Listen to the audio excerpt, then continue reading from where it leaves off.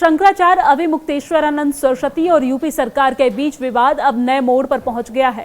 दरअसल मौनी अमावस्या के दौरान स्नान को लेकर शुरू हुए विवाद के बाद अविमुक्तेश्वरानंद सरस्वती यज्ञराज माघ मेले में ही धरने पर बैठ गए।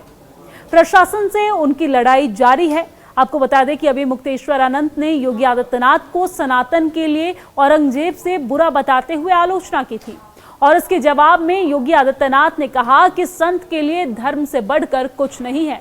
सन्यासी के लिए धर्म और राष्ट्र सर्वोपरि होते हैं। उनकी व्यक्तिगत प्रॉपर्टी भी कुछ नहीं होती। धर्म से ही उनकी प्रॉपर्टी होती है, राष्ट्र ही उनका स्वाभिमान होता है। कई कालनेमी धर्म की आड़ लेकर सनातन को कमजोर कर रहे हैं। धर्म के खिलाफ आचरण करने वाला सनातन परंपरा का प्रतिनिधि नहीं हो सकता है। बहनों और भाइयों, एक योगी के लिए, एक सन्यासी के लिए, एक संत के लिए धर्म और राष्ट्र से बढ़कर के कुछ नहीं हो सकता। उसकी व्यक्तिगत प्रॉपर्टी कुछ नहीं होती, धर्म ही उसकी प्रॉपर्टी है। अगर कोई राष्ट्रीय स्वाभिमान को चुनौती देता है तो हमें खुल करके उसके सामने आकर के खड़ा हो जाना चाहिए, क्योंकि ऐसे तमाम कालनेमी होंगे जो धर्म की आड़ में सनातन धर्म को कमजोर करने की साजिश रच रहे होंगे। आपको बता दें कि अविमुक्तेश्वरानंद सरस्वती की ओर से योगी आदित्यनाथ को औरंगजेब बताने से शंकराचार्य का विवाद और भी ज्यादा गहरा गया। हरियाणा के सोनीपत में योगी आदित्यनाथ ने अब नाम लिए बगैर अविमुक्तेश्वरानंद सरस्वती पर जवाबी हमला किया है। सीएम योगी ने कहा कि धर्म केवल वेश या शब्दों में नहीं बल्कि आचरण में दिखाई देना चाहिए। उन्होंने सनातन को कमजोर करने वालों कालनेमी बता दिया है उसे। आपको बता दें कि रामायण में कालनेमी नाम का एक मायावी राक्षस का जिक्र है, जिसने संजीवनी बूटी लाने गए हनुमान जी को संत बनकर भरमाने की कोशिश की थी। बाद में हनुमान जी ने उसके छल को पहचान लिया और फिर उसे मार डाला। तो एक योगी, संत और सन्यासी के लिए धर्म और राष्ट्र से बढ़कर कुछ नहीं होता है। यही उसके जीवन को ध्येय होना चाहिए उसके जीवन का, और उसकी व्यक्तिगत प्रॉपर्टी कुछ नहीं हो सकती है। धर्म ही उसकी प्रॉपर्टी है, राष्ट्र ही उसका स्वाभिमान है। अगर राष्ट्र की स्वाभिमान को चुनौती देता है तो हमें खुलकर उसके सामने खड़ा होना चाहिए। कोई धर्म के खिलाफ आचरण करता है, क्योंकि ऐसे तमाम कालनेमी होंगे जो धर्म की आड़ में सनातन को कमजोर करने की साजिश रच रहे होंगे। हमें उनसे सावधान रहना होगा, हमें सतर्क रहना होगा। आपको बता दें कि यूपी के प्रयागराज में मौनी अमावस्या को शंकराचार्य अविमुक्तेश्वरानंद सरस्वती ने शाही सवारी के साथ स्नान करने के लिए निकले थे। प्रशासन ने उनके काफिले को रोक दिया था और अन्य अखाड़ों की तरह स्नान करने की सलाह दी थी, क्योंकि भीड़ बहुत ज्यादा थी।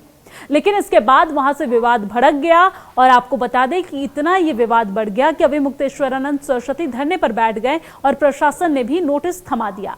सरकारी नोटिस से सुप्रीम कोर्ट के हवाले से उन्हें शंकराचार्य मानने से इनकार कर दिया गया और इस विवाद ने तूल पकड़ा तो यूपी में समाजवादी पार्टी भी एक्टिव हो गई और उसे सनातन का अपमान बताया।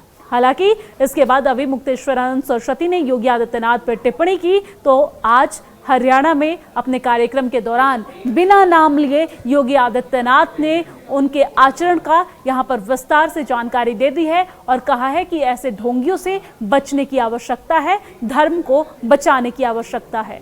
ऐसा है कि जितने भी नोटिस उनको देना हो दें, सबका जवाब दिया जाएगा। पहली नोटिस दिया था, उसका जवाब दे दिया गया। दूसरी नोटिस दी गई, उसका भी जवाब दे दिया गया। और भी नोटिस भेजेंगे, उसका भी जवाब दिया जाएगा। ऐसी क्या बात है? ये कब तक इस तरह से चलेगा? ये तो उन्हीं को शुरू उन्होंने किया है, वो जब तक चाहेंगे चलाएंगे। अच्छा, तमाम कुछ शासक जो है ये कह रहे हैं कि इस मामले में जो है वो अगर आप भी चाहते तो थोड़ा सा रुक सकता था, ऐसा है क्या? नहीं, हम चाहते तो क्या रुक सकता था? हमारे चाहने पर क्या होता बताइए आप? हमारे चाहने पर क्या होता? कह रहे थे कि पालकी से क्यों उतर जाए? हम नौकर हैं, शंकराचार्य हैं, सनातन धर्मियों के गुरु हैं। हमारी भी कोई मर्यादा होती है, कोई प्रोटोकॉल होता है। क्यों उतर जाएं किसी के कहने से कि पालकी से उतर जाओ? अच्छा, 24 में आप गए भी थे पालकी से? अरे भाई, जाते ही हैं, परंपरा है, क्यों उतर जाएं? आप लोग ये सोच रहे हैं, मेला प्रशासन और सरकार के लोग ये फैलाने की कोशिश कर रहे हैं कि इनको पालकी का शौक है, इसीलिए पालकी से नीचे नहीं उतर पा रहा है। ऐसा नहीं है। पालकी जो है हमारी मर्यादा है, उस मर्यादा की रक्षा तो हमको करनी पड़ेगी ना। एक बार हमने पालकी छोड़ दी, उसके बाद हर बार पालकी छोड़ो, उसके बाद हर साधु संत, हर महात्मा, हर पदाधिकारी जो हमारा धार्मिक पदाधिकारी होगा उसके साथ कहा जाएगा कि सुविधा के लिए जरा ऐसा कर लीजिए, जरा ऐसा कर लीजिए।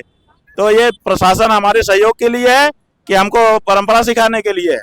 परंपरा हम सिखाएंगे, जो परंपरा हम सिखाएंगे उसके बारे में ये व्यवस्था बना है, इसके लिए यहाँ पर है। उनको ये अधिकार नहीं है कि वो हमको आदेश करें, हम उनको आदेश करेंगे।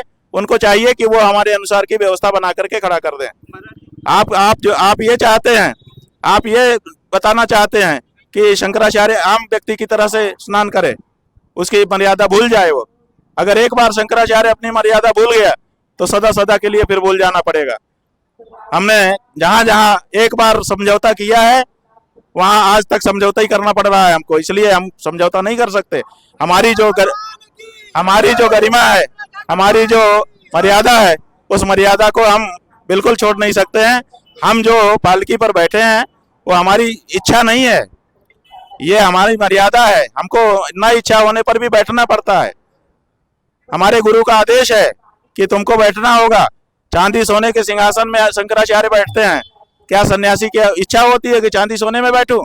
लेकिन आदि शंकराचार्य ने कहा है कि बैठना होगा, तो हम गुरुओं की आज्ञा मान करके बैठे हुए हैं। कोई ऐसे अपनी इच्छा से बहुत हमको शौक नहीं है कि हम बैठे हुए हैं।